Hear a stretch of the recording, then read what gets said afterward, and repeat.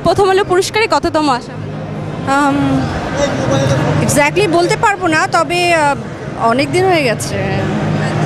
আপু কেমন লাগে আসতে? ডেফিনেটলি ভালো লাগে, ভীষণ ভালো লাগে। সবার সাথে একসাথে আমাদের গেট টুগেদার হয়, অ্যান্ড ইটস ভেরি এন্টারটেইনিং। আমি অনুষ্ঠানটা খুব ভীষণ উপভোগ করি। কেমন লাগছে মেরিল প্রথম আলো পুরস্কারে এসে? ভালো লাগছে। গতবার তো উপস্থাপক ছিলেন, সেই অনুভূতিটা কি শেয়ার করবেন এবারে? গতবারের অনুভূতি এবার শেয়ার করবো। আসলে কীভাবে বলবো, উপস্থাপনার কাজটা তো আমার না, তারপরেও প্রথম আলো দুইবার উপস্থাপনা করার জন্য ডাকলো, এবং ফিলিং তো ডেফিনেটলি ভালো। এবং কাজটা যেহেতু ওটা আমার রেগুলার কাজ না, বিষয়টাকে চ্যালেঞ্জিংও মনে হয়েছে, তবে এনজয় করছিলাম। সবসময় তো আমি এক্সাইটেড থাকি এই প্রোগ্রামটা নিয়ে, সো খুব ভালো লাগছে। আমার সবসময় খুব পছন্দ মেরিল প্রথম আলোতে আসা, সিরিয়াসলি, কাজ এখানে আমার মনে হয় বাংলাদেশের সবচেয়ে বড় অ্যাওয়ার্ড ফাংশন হচ্ছে মেরিল প্রথম আলো।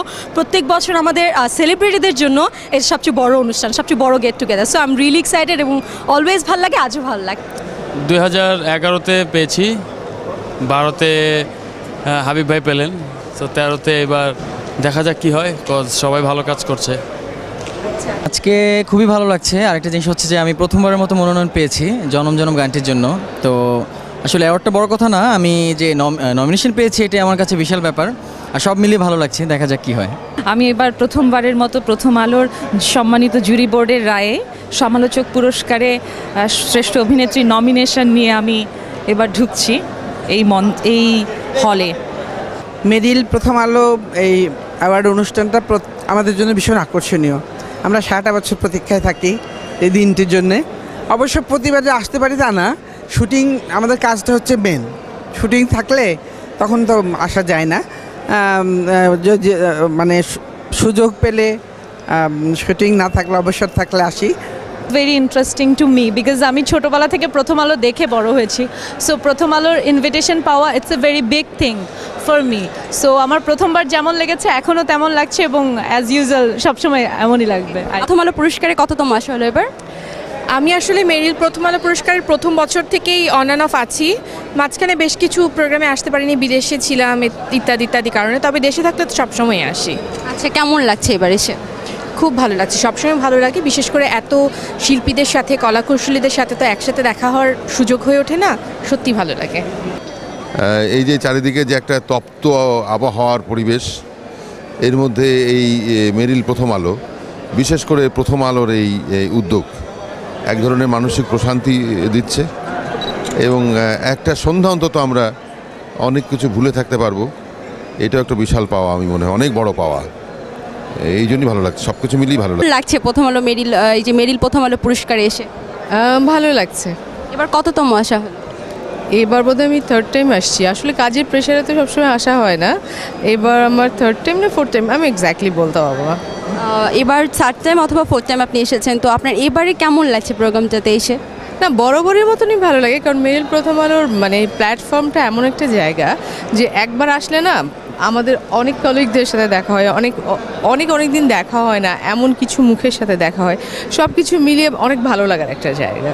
এইটা আমার ফোর্থ টাইম আসা। আপনার অনুভূতি কেমন? না, অনুভূতি তো চমৎকার, বরাবরই চমৎকার। এই কারণেই যে মানে আমি মনে করি যে আমাদের দেশে যতগুলো পুরস্কার দেওয়া হয়, মানে আমরা যদি বিচার করি যে সেটা হচ্ছে যে ফিল্মের ব্যাপারে ইন্ডিয়া আমরা খুব কাছে। ইন্ডিয়ার জাতীয় পুরস্কার থেকে আমরা ফিল্মফেয়ারকে যেমন সবচেয়ে বেশি সম্মান করি বা আনন্দিত হই, এরকম একটা পুরস্কার মেরিল আমাদের দেশের সবচেয়ে বেস্ট অর্গানাইজড একটা অনুষ্ঠান। প্রথম আলো পুরস্কারে এবারে কততম আসা? আসলে প্রথম আলো তো আমার রক্তের মধ্যে, ভোরের কাগজ প্রথম আলোর টিমের সঙ্গেই তো আসলে আমার বেড়ে ওঠা, ফলে এইটা তো আসলে আমার অন্তরের মধ্যে আছে, প্রতিটা বারই আমি আসি। এবার আসতে পেরে কেমন? খুবই ভালো, আমি তো অপেক্ষা করি, কারণ একসময় ছিলাম আয়োজক, এখন বাইরে থেকে অতিথি হিসেবে আসার জন্য অপেক্ষা করি।